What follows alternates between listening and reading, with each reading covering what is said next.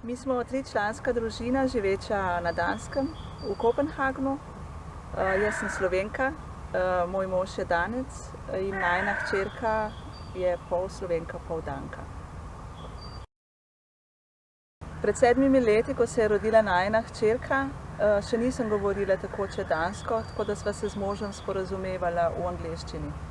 In ker sem se že takrat odločila, da bom z mojo hčerko govorila slovensko, me je kar malo skrbelo, kako bo to s 3 jeziki v eni družini.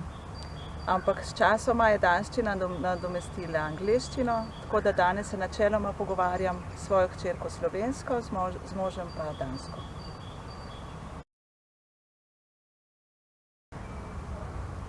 Moram priznati, da dlje časa, kot živim na Danskem, manj govorim slovensko, tudi s mojo hčerko.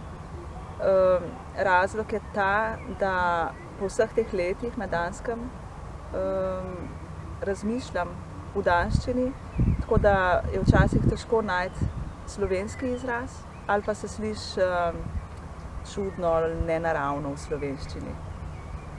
Tako da ni nič nenavadnega, če en moj stavek vključuje tako danski in slovenski jezik in to se je tudi preneslo na mojo hčerko. Na ambasadi smo se zanimali za možnost slovenskega pouka za otroke tukaj živečih Slovencev, ampak pravijo, da nas je premalo. Tako da iz tega ni bilo nič, bi bilo pa zelo fajn, če bi imeli možnost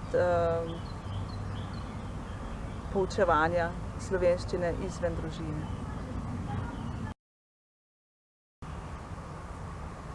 Naja ima rajši danske pravljice in knjige kot slovenske.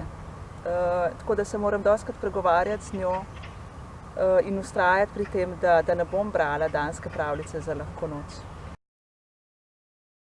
Odločitev, da hčerko učim slovenskega jezika, je moje darilo njej in pa tudi mojim staršem, ki živijo v Sloveniji.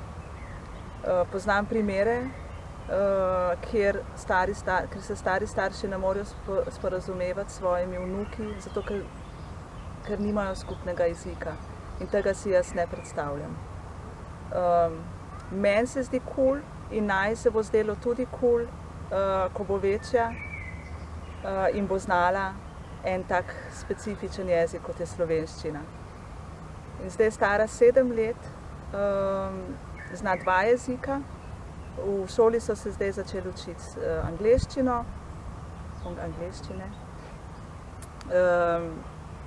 In ko bo večja, se bo zaljubila v enega Španca in jih bo že najmanj 4.